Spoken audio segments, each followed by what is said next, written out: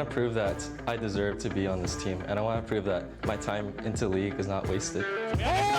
Forward comes, takes him down, but meanwhile top lane is happening as well as IE goes. We can win because we have the best players in collegiate in every role. I really just want to win. There is nowhere for him to escape. His flash has been burned. The Skarner is going to take him down. I want to prove to not only myself, but everyone, I have what it takes to be a really good mid laner, to be one of the best in collegiate and moving past that. You see that Rising dropped dangerously low. He's going to be dropped First to the blood going Cassiopeia.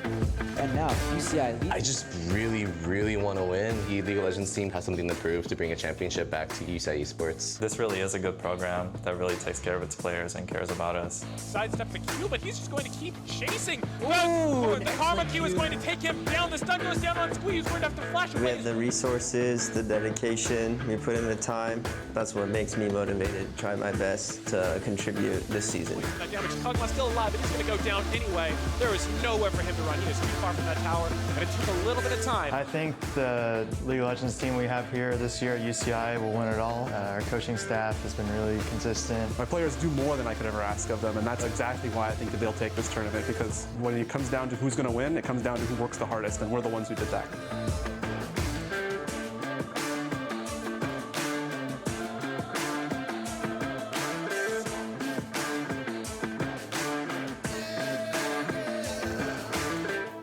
Welcome back to the 2018 College Championship presented by State Farm. By the way, that video was not produced by us, it was produced by UCI's Esports group, really highlighting the support for these hometown heroes by students and faculty alike, which is just great to see. Yeah, I mean, that video was sick. Yeah. And I think whoever made that video has a bright future in video editing if they're not already crushing it. Well, we'll have to see what happens in that department. And of course, in our next game, as Ottawa have selected blue side for game number 2. You mentioned that, you know, some adjustments in draft perhaps here could be made to kind of make things a little easier on themselves and widen the ways in which they can win. Well, blue side can help with that, certainly. Yeah, definitely the case. It'll be interesting to see where they're actually going to go with it. I really do feel like if you're drafting that sort of a composition, it's such a narrow win condition. I think if you're trying to draft a comp that has to win early, you want at least 2 winning lanes. You want options for your jungle where he can pressure, so it's not so obvious for a guy like Youngbin to always be in position, to counter gank, to always know where to ward, to actually protect.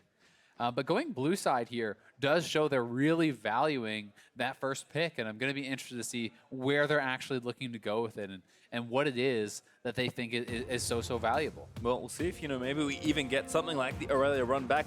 Played well on the pick, but didn't quite convert in snowballing their lane. We'll see if there are changes here, but the draft will start to tell us that as Vladimir, I like that takeaway there, as that's the first ban for Ottawa away from Discraton. Yeah, Discraton was looking really good on the Vlad, surviving a very tough early matchup, and he was enormous in those team fights, always seemed to be in the right place at the right time, finding the flanks, finding the engages with that Predator Vladimir, so that's going to get taken away. Zach is going to get taken away.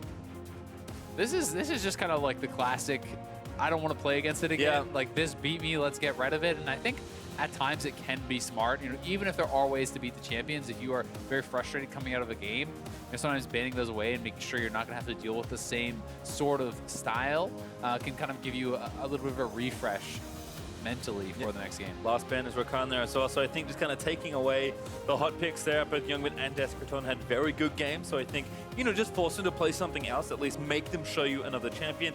Irvine on the other side, happy with Talia and Zoe, and maybe even one more standard ban. Skarner, yeah, sure. Kind of in the mix there as another popular champion. So Aurelia back on the table for first pick. We'll see if Ottawa change things up here. Yeah, quite a bit of focus actually over onto Backpack, who did have a pretty good game. He was starting to pick up those kills, looking fairly good, and it's going to be Aurelia first pick again. This can be a flex, remember, maybe going mid again.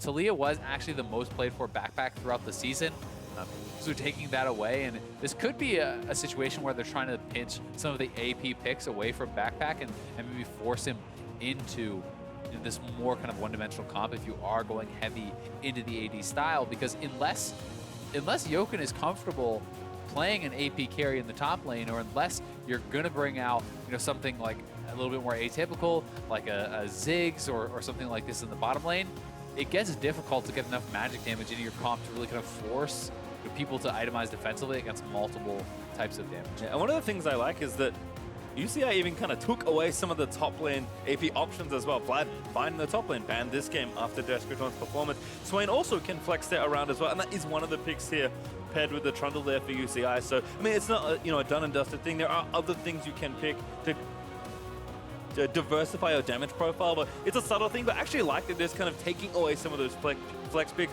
giving themselves a bit more room in draft, and maybe even taking away the only AP champs the top laner can play, as Varus going to be an adjustment there for Ottawa. Well, this is actually an interesting one, because Varus can actually build AP.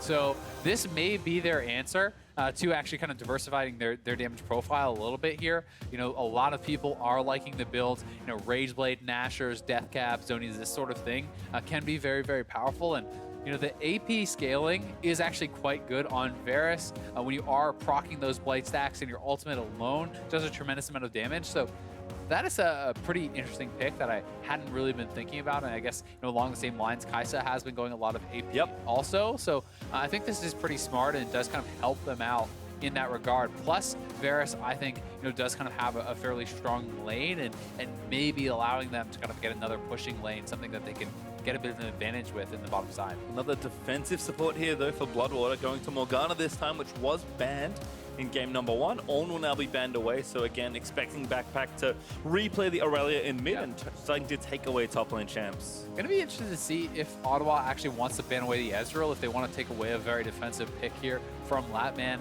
Obviously can be pretty frustrating to deal with that TP Ezreal constantly pushing you in, constantly having that wave pressure, and they are going to take away Ezreal here, try to make it a bit more of a scrappy game, and I think this could be a key to success. You also, when you're looking at a champion like Varus, that is giving you much more gank assists, so another lane that you can perhaps target as that Graves, if you can lock them down with that ultimate. Chana ban and Singed ban, so Kaisa left up was the one I was thinking of coming out of this draft. We'll see if the UCI want to take it. They can, of course, save it for last pick as well, in case some potential good picks into the champion are found. Yeah, the Varus is also, you know, take away from Latman. It actually was his most played. Could just go to the Caitlyn here, though, if he's looking for that same kind of pushing style. When you are going Caitlyn plus range support, you are generally going to be able to have that going for you. And I'll be interested to see if he's going to go teleport Caitlyn. He's sitting on teleport right now, and this is something that a lot of players have been taking even on Caitlyn, and it's kind of just been spreading out more and more and more. When you're looking less for the kind of like interactivity in lane, and you're looking more to just always have lane pressure, always have push, it can allow you to have more safety, you know, in that you get better buy timings, you can kind of dictate the pace of it, and really force your opponents to not find those fights that they want. Looks like Lotus going to go to, I assume, a comfort pick, given that they hovered at first pick as a potential option. So we'll take something here, and again, kind of same thing, lots of playmaking, lots of aggression possible there in the bot lane. And of course, Ottawa will once again have to blind pick their top lane. Yoken maybe moving away from the tank and off to a carry here, with Camille being hovered is locked in as well. Yeah, most played champion for him is the Camille, so going definitely back to comfort, and you can see the shift here. They were very frustrated by how game 1 went, slowly being bled out. Well, this is not a composition that is going to get bled out. This is a composition with a tremendous amount of engage, a tremendous amount of fight potential. When you're looking at the engage, really 4 of the 5 members do have fairly strong engage. The Aurelia throwing out the ultimate there. Ultimate from Varus to catch people. The engage from Alistar and Camille can be very, very strong. So this is setting up opportunities for them to look for plays really in all 3 lanes. And it's going to be the Renekton coming out here from Captain Nuke as the answer into Yoken, and definitely looking to have that early lane advantage is the Renekton. But if Camille gets ahead, it can be really, really tough for the Renekton in later stages of the game. Camille can put out tremendous amounts of true damage, and it really does outduel you in the later stages. I just like it. Nuke again taking the aggressive pick, willing to apply pressure and take something perhaps a bit riskier, not something like a tank. Given the way their competition falls, I think they've got pretty good reliability across the board, but it does feel like the comps are set up in pretty similar ways like game 1. It's pretty interesting. I also like, you know, the draft into what Youngbin is playing. Youngbin early picks this Trundle, and they give him no true tank to kind of drain the stats from him. Yes, there is an Alistar, but he's not going to really have that much armor, that much MR to be stolen. So that does kind of hurt his team fight effectiveness and reduce how tanky he really gets. So that is something where we could see Zeri looking to get aggressive again, looking to be punishing this Trundle as the Graves in the Trundle matchup is very strong. You can actually dash, over the pillar and really kind of look to fight around there. Yeah, I think Zeri again kind of showed some aggressive colors in game number 1. We'll need to repeat that here and apply pressure to the veteran there in Youngbin. So we'll see what Ottawa have cooked up here for the next game. I'm hoping for some fireworks as always. Very interesting to see Psyonix actually the one who goes teleport on Varus, and Latman did swap over to the heal. So both teams having 2 teleports, but they are in different roles because Descraton taking TP on the Swain, Psyonix is going TP Varus, while Backpack is on the Ignite again here on Aurelia looking for those solo kills. And it's honestly kind of a similar matchup to how it works against Vladimir.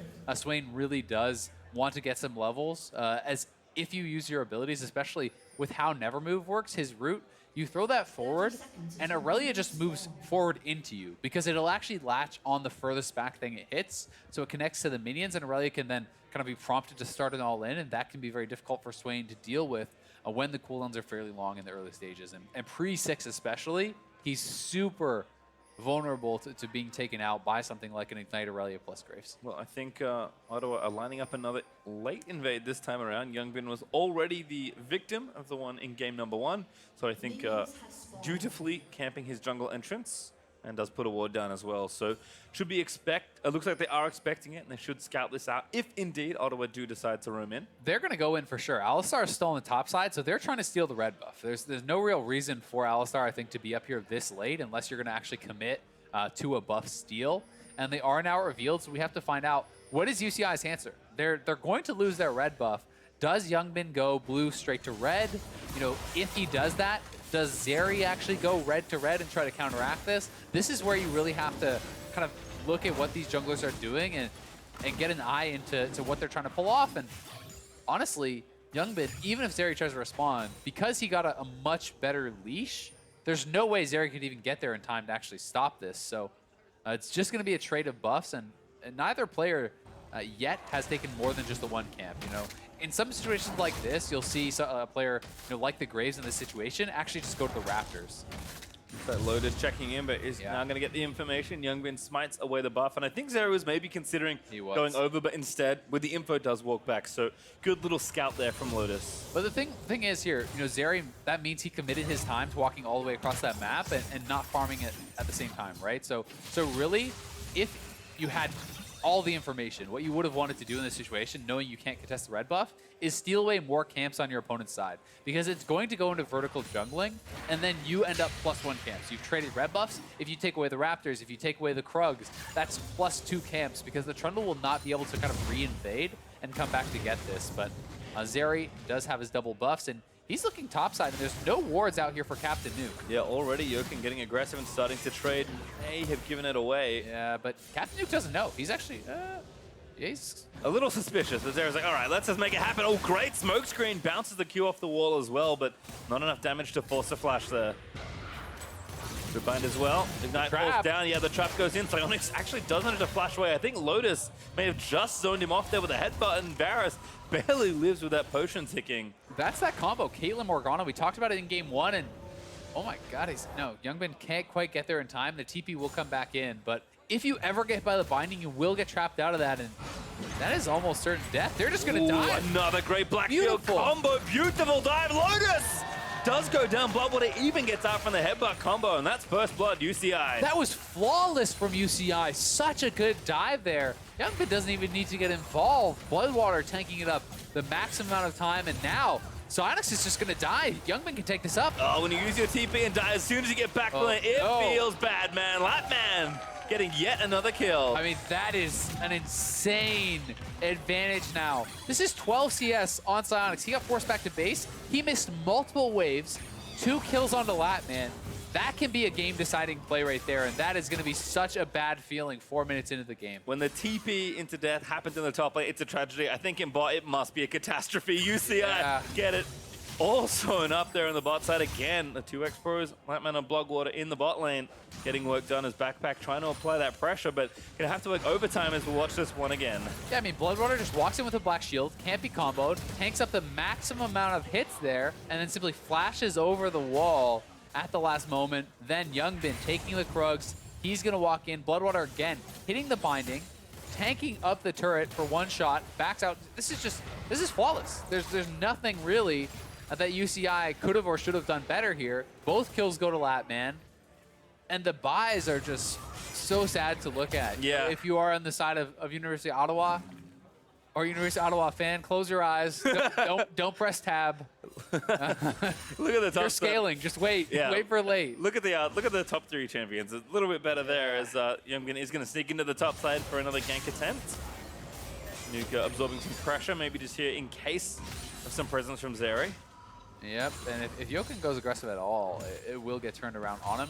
I don't think this is a case where they can dive. You know, we're Renekton 6. That's something you can definitely look for, because all of that bonus HP that he gets at level 6 certainly allows you to do it. But they're actually going for the long con here. They're still camping for this and expecting Jokin to push out. Looks like he will be. Trundle Pillar. Yep, Beta's seal his fate. Beta's been put out. Stun already lands from Nuke. Oh, little interrupt attempted, but not quite completing. Jokin, though, does have to burn the flash to get away. Yeah, burns the flash. So still a good gank there. You know, putting a little bit of pressure on means that Jokin is going to have to play much more defensively as well. And another trap combo. Yep, again comes in. Blackshot even down, just missing the timing. In fact, Latman missing the net as well. And they're going to follow back in. They know the window is there. The flash burn from Latman as Bloodwater gets a binding turnaround here in mid lane. Descripton and Youngbin going through. Great push back in up to the Trundle Pillar. Youngbin, oh, he does not live. Aurelia does burn him down with Ignite. It's so close to getting that kill. And on the bottom side, it's UCI that comes out ahead again on this. This is going to be first turret. University of Ottawa just has to leave. Potentially solo gold. More farm missed here for Psionics as well. And yeah, that's certainly the turret going down. And Bloodwater could just back off and give it all to Latman if he wants. That looks like 2 waves. They're going to come back, so they're going to try to fight it out. All right, they're going to get a couple of creeps here and there. Maybe deciding to deny the maximum more than anything else. Yeah, and with Zeri coming down, they want to play it safe. They know they're going to be able to pick it up eventually. So if the bottom lane returns, as University of Ottawa did, you're kind of getting suspicious since they are so low. Someone has to be around, and here comes Zeri. Does have flash. Could look to flash the bind. Not super respecting this right now. Black Shield's down, but Latman again gets out, and Zeri just shoots him to death.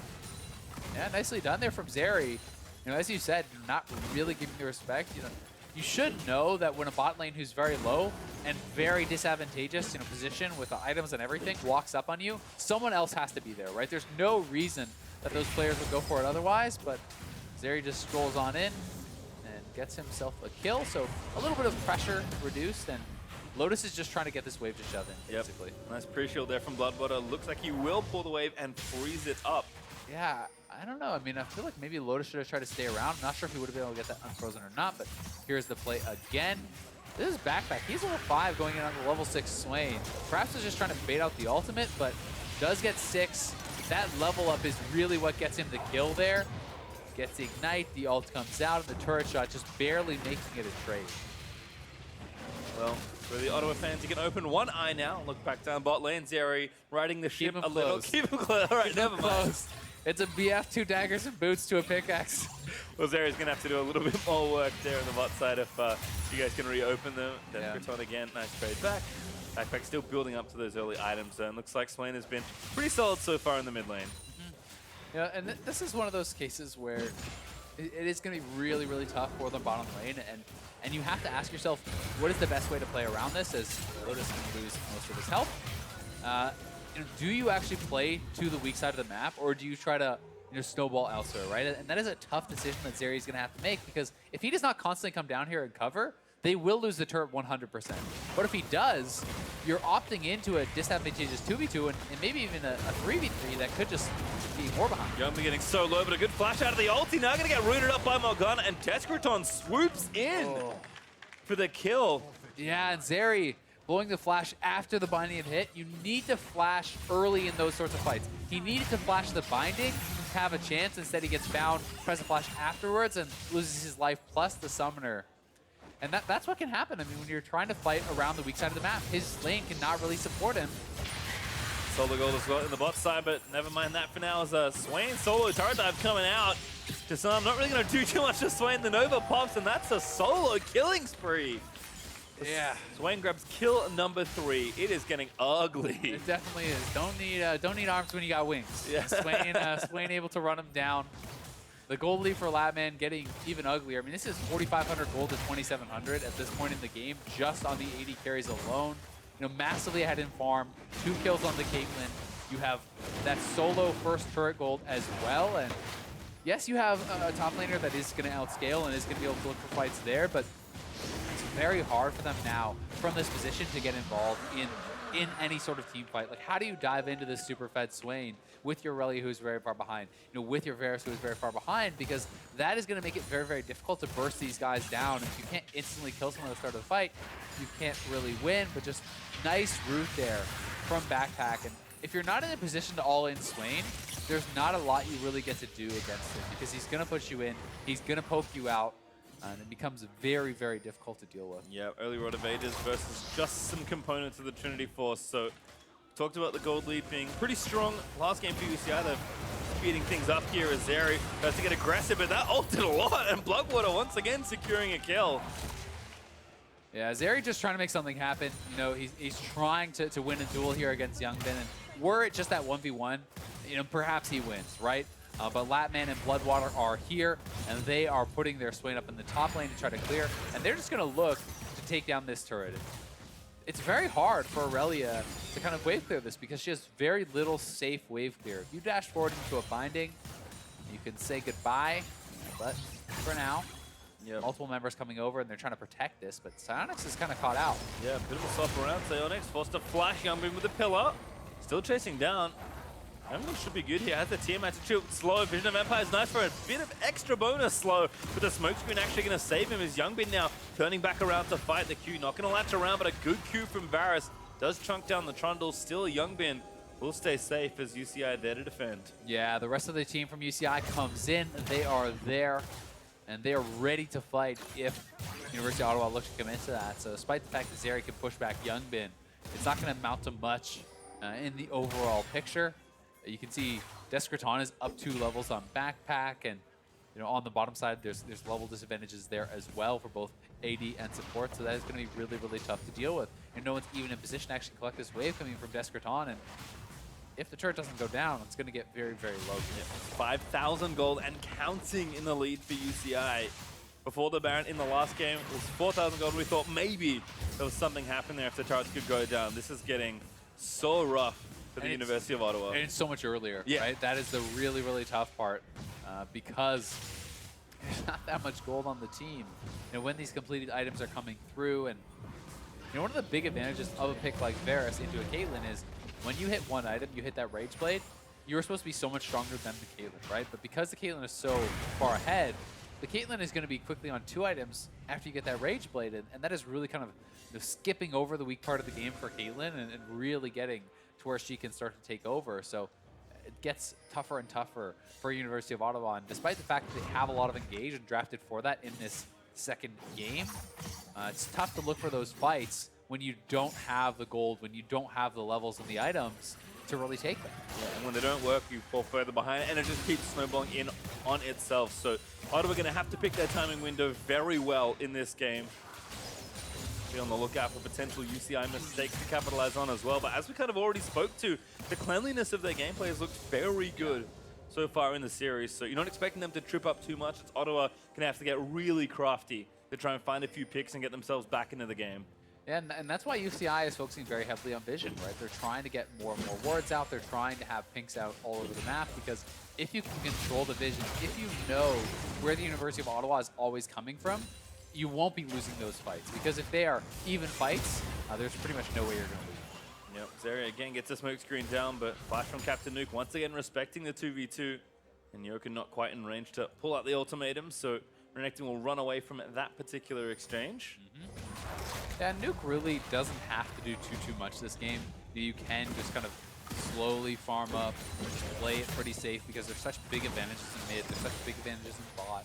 You can afford to really kind of just allow yourself to get carried in a game like this. That's often the smartest way to play, because if you play aggressively, you open yourself up to actually being taken down, and that buys time for your opponents. That gives them opportunities to try to come back. Yep, and again, you can see he's still kind of playing safe, being pressure in a side lane here, much like he was on Synth, or the champions. Obviously functions very differently. Here we go again. Play with respect. Stun not going to land, but there's the ulti down. TPing instantly from UCI. Nuke going to pop the ulti and just try and stay alive for long enough for his team to come down to save him. Now Descraton looks for the root, doesn't land it. But that should be enough to save it and maybe grab a kill. He flashes in, he pops the ulti. He's going for it all right now. He's in a 1v2 and he does root Zeri. The Nova is going to come out and he grabs the kill in the mid lane. It's also a disaster. Lotus down to Lightman. The turret soon to fall as well. Yeah, they just don't have the damage to take down Descraton. They know he's way too strong with the early tabbies. The Rod of Ages is already done. Again. He can just run him down. They're going to lose the mid lane turret here as well. Perhaps even the tier 2 is going to take a lot of punishment as Latman and Bloodwater have really just crushed this game. Yeah, Youngin again onto backpack. He's only a level behind the mid lane, but the ulti misses from Aurelia, and now going to have to run back. Dashes in towards the blue, but ace in the hole. Going to secure the kill for Caitlyn through the W damage reduction. Yeah, bad going to worse here for University of Ottawa. They're trying to make plays. They know how far behind they are, but they just do not have the gold. They do not have the levels to really be able to pull off any of these fights. And UCI is really just looking to speed run this game. They are looking to close this one out fast because they are closing in at a 10,000 gold lead, and we're not even 16 minutes into the game.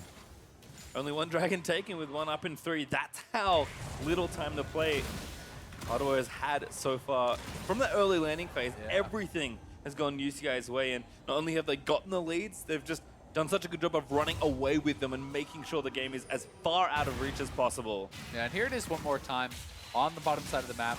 Zeri and Yoken, they wanted to go for the play, take out the Renekton, but you just cannot fight this guy. You cannot turn around on him. The fact that he has phase rush, he flashes forward, that is proc. You can't even slow him, really. He's so resistant to those. With the phase rush, that Camille can't even really peel for Zeri whatsoever, and if they turn, they would lose the 1v2, so gonna have to give up a kill. And that was even faster. Cloud Drake from Youngbin going to give him some out-of-combat movement speed across the board. And this is what I was talking about with the Varus versus Caitlyn, right? The Rage Blade completion is supposed to mean that you get to dominate the Caitlyn right now, but Rage Blade completion comes in the same time as IE Shiv and completed tier 2 boots for Latman. So there's really no point at which Psyonix is gonna get to have that kind of a dominance over the Caitlyn. And you really just have to hope that you can delay if you are University of Ottawa. I mean, if you can make this game go 40, 45 minutes, that is kind of your win condition at this point, because that's how long it's really going to take you to catch up across the board and then maybe make something happen. But UCI can look to close it out so much faster than that. You know, with Baron going to be on the table in a couple minutes here, they should be looking for that. They should be looking to push the pace and grab that Baron and secure an early victory. Even a Rift Herald actually from Youngbin, who must have taken the Herald in a replay. Does have that available to try and see to another turret. Not that they need too much help right now with the 2-item Caitlyn already level 11. But we're going to finally miss a binding. You can always use a little help from Mr. Krabs. That's true. Mr. Krabs hanging out. I guess it's Mrs. Krabs technically. But it's fine, we'll talk about it later. As the nuke Not assume the Rift Herald's gender. Anyway, I don't have my sources to confirm what the gender of the Rift Herald is, so we will leave it for now. As Yoken is going to deal with it, but the pressure still mounting. Binding not going to grab Zeri or Lotus. Field goal there by Bloodwater. Usually good in other college sports. Not great in this one, unfortunately. The UCI again, they take another turret. 10,000 gold ahead and counting. 4 turrets to 0. The same sort of problem starting to mount here for Ottawa. Yep. Just, like you said, faster than before, which is never a good thing. Yeah, definitely not. And UCI is playing this so well, and they may be able to pick here. We'll see if they can burst down the Swain. Yep, they are going to get it done. Ignite down. Zeri grabbing that kill. Nuke just comes in. Yeah, Nuke's ready for a 1v4, starting things off. Youngbin soon here to assist. Pill going to split a couple. They get a kill on the rotation, taking down Yoken, and here comes the real damage dealer, Latman. Looking to lay in some autos, going to get 1 kill on a backpack, going to grab the double, the penta, starting to get lined up. There's a triple, he knows it, it's there. There's the quadra, going to line it up and finish the game in style. Latman going down, and there it is, a pentakill for UCI's Caitlyn. Incredible from Latman there, breaking the back of University of Ottawa. They went for the big play. They get knocked down. 19-minute inhibitor here. Pentakill for Latman. What a performance here from UCI in game number 2. Bottom lane is well and truly overperforming here. They'll take the inhib, they'll recall, and Baron's up in 30 seconds. Seems like a good time to try and take it. Yeah, looking so good in this game. And he's going to have so much gold in the bag. 3,500 gold on the Caitlyn. What is that? He's going to have another full item here. And Psyonix is going towards the AP Varus as expected, looking for that Nashers, but it's so far away. And this was a good play from University of Ottawa. You know, definitely didn't turn out well, but they got the immediate kill on Descarton. He didn't have his Zonias. They burn him down. They're getting Captain Nuke, and you can see, you know, up in the jungle, Jokin trying to make something happen, but here's back to live. Another pick, actually nice. Nuke will go down here. Potentially opens up space around the Baron. Does open a little bit, but I mean, they're so far behind. This is what they have to do, though. They have to keep going for these fights. They have to keep looking, you know, for these aggressive plays and trying to really kind of buy time as much as they can. But even with one member down, at this point, I still favor UCI in a 4v5, I think. Like, there's still more gold on the map for them. So it does become very difficult. Latman is already on his 3-item power spike. This guy is a monster, has enough gold for another BF if he wants it. And it's all about Latman at this point. Yes, Descarton is extremely strong, and you have to worry about him, but like, as long as Latman is alive, you don't win the team fight unless he is severely, you know, misplaying. Unless he's really making mistakes, because the amount of damage he's going to put out is nothing that anyone can survive on University of Ottawa. You have to lose his like right-hand mouse button or something as another kill is going to come out. Latman legendary with ease, 10-1-1 on the Caitlyn as they even the score back up on the man advantage and straight to Baron for UCI. I mean, he's like almost 2 items ahead of these guys at this point, right? You know, the Triforce is the only item completed for mid and top. You know, he's so strong, and they're going to turn for the fight. Nope, yeah, again, another one coming up. Penta number 2 in the works, perhaps. Oh, Descarton, never mind. Going to shut that dream down, but Jokin going to get chased down by the rest of UCI. Bloodwater, nice binding, manages to seal that one.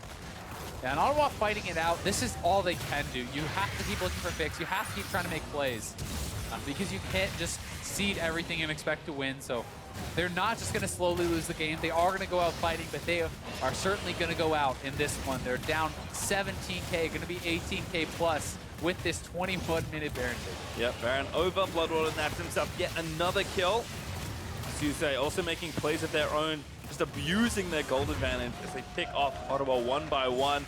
And Nuke already had the minion wave there with Bloodwater to take down the inhibitor turret, so powering it up, they'll take that. They got super minions down the bot side, ready to worry about. And QSS now finished for Latman, just making sure that nothing bad can happen as they look to close the game. Yeah, QSS, another BF sword. He is so incredibly strong, and Descarton bought up a full Zonias since we saw him die in the bottom lane, so it's going to be hard to burst him down as well. And this is just smart play from UCI. They have the vision control around the Baron. There's no use risking a 50-50, even though it's not really a 50-50. It's, you know, it still would be in their favor. Why chance it when you can turn and you can get that fight? I've got to give a lot of credit to Bloodwater because he has made binding look like a skill, like not like a skill shot, right? It has basically been point and click for him this whole game. Setting up Latman so incredibly well in the bottom lane, hitting binding after binding after binding, and Latman always there to follow up and get those kills. Ooh, another binding, barely missing that time around. Cursed him as Dragon goes over to Young Vin. Again, Batman, it's a classic.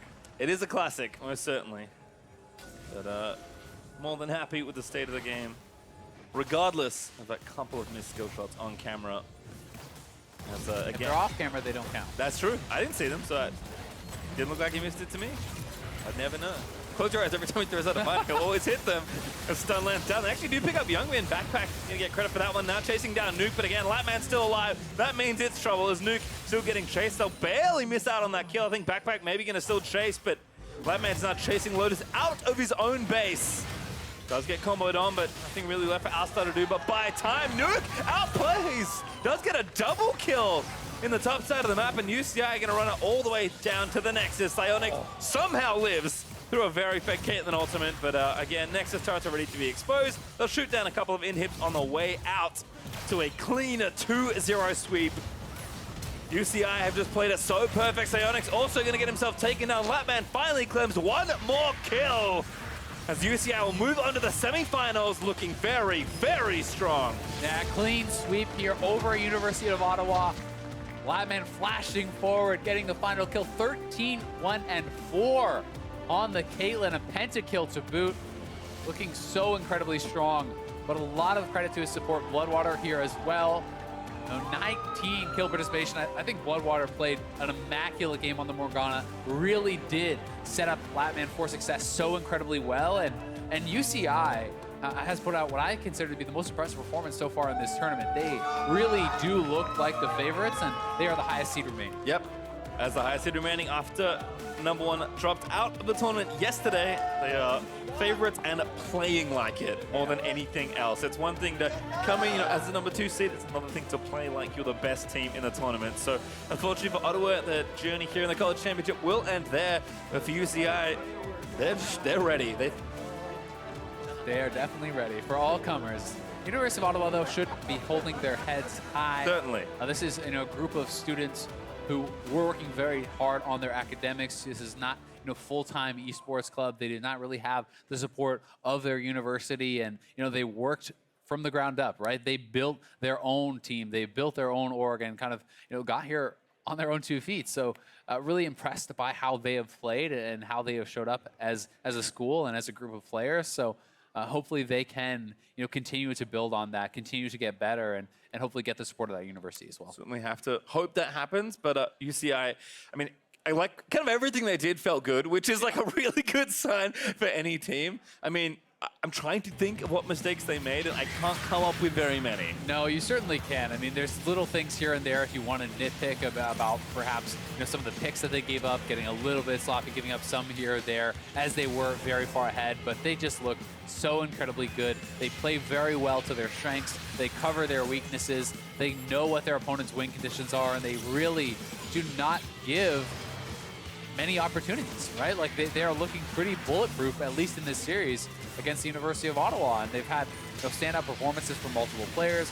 Descartes looked monstrous on the Vladimir, even better, I think, on the Swain. Latman was incredible in this game. There's really not much to nitpick at. Like, this is a team that looks like they're a very strong laning team, but also can play the map and play a very, very strong macro game. And of course, we'll have to watch this one again. Descartes, I don't really want to call it an oopsie because he was kind of in the right place just a little too early, but everything else went more than fine here. Latman's like, oh, a free kill there in the jungle in rotation, and just kind of scoops up the rest of these. Yeah, Latman walking in here, at this point, it's like, yes, it is an even number fight, but Latman is like 3 players. Like, he's walking in, and that is a 3-man flank coming in from the Caitlyn. Not much of a chance with the damage he is putting out.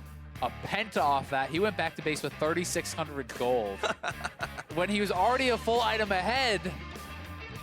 And that is quite the damage chart. Hey, it's almost you stapled 5 of them together, and I think he did damage, or at least 3 of them. So I think your math is correct. He's about 3 players. Must feel bad though, because 2 carries played well, and Bloodwater probably the best looking player still in that game and perhaps in this series. But again, for UCI, I'm starting to run out of praise for this team because they just did it so well. Yeah, they played incredibly, incredibly well, and very excited to see how they're going to perform in the semifinals. Well, before we get there, we're going to hear more about the victory. Send it over to Ovally and the UCI bot laner. Thanks, guys. I am here with Latman. Congratulations on your victory. How does it feel to make your return to the big stage with such a grand performance and getting a penta? Well, first of all, it feels really great. The penta was totally not expected, but I owe it to my great team. Actually, the team makes being back here on the stage such a great experience. It's really fun to be able to play on stage with a bunch of teammates that I really get along with, and we can joke around and stuff, and yeah, it's all great. So last year, UC Irvine fell just short of the championship after Youngbin was picked up by Team Liquid. So how does it feel being back, being together as this new team, and how confident are you in this championship? Well, it feels like we're really at home, especially with Youngmin being back on the team. We feel really confident having a full roster, no real mix-ups like we had last year. Actually, there was a little bump halfway through the season, but either way, we're feeling really good and really confident throughout the rest of the tournament. Do you want to tell us what that bump is and how you overcame it? Well, about towards the beginning of the season, we had to switch top laners from Tower of God to Captain Nuke due to some unforeseen circumstances. But Captain Nuke has really stepped up to the plate in a big way, and we're just as confident with him moving forward. Great. And as some of us can see, you are holding what looks like a blow up of your head, and there are blow ups of all of your teammates in the audience as well. It looks like all of the students from UC Irvine came out to support you guys. Along with the students, you also have such strong school support. So how has all of that affected your play? Well, it really makes it feel like we're playing at home. In a literal sense, we are, since we're still in California. But the support is very appreciated and really helps us feel more confident moving forward. Now, that being said, you guys have 3 former pros, including yourself, on your team. You have massive school support, probably the most out of any of the schools here. So you guys are basically expected to win, or rather, you should win. What's it like dealing with that pressure? Well, I don't think that we ourselves as a team see ourselves as the favorite to win. We're taking it game by game, and the expectations, I don't think, really play too much of a factor in how we're preparing for each game. Great. Now, we've heard earlier that UC Irvine also has their final exams this week, and you mentioned maybe next week. So how are you guys balancing this championship and then also making sure that you pass your classes?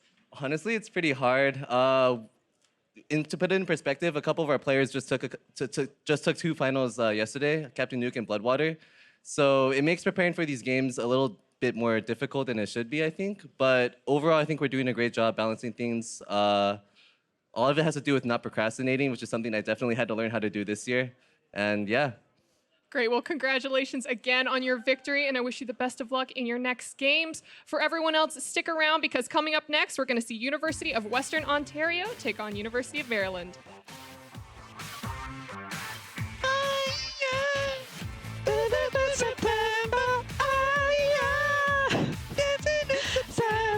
They're just going to dive. Another great Blackfield combo. Beautiful dive. Lotus does go down. Bloodwater even gets out from the headbutt combo here in mid lane. Descroton and Youngbin going through. Great push back in up to the Trundle pillar. Youngbin, oh, he does not live. Varus, nice.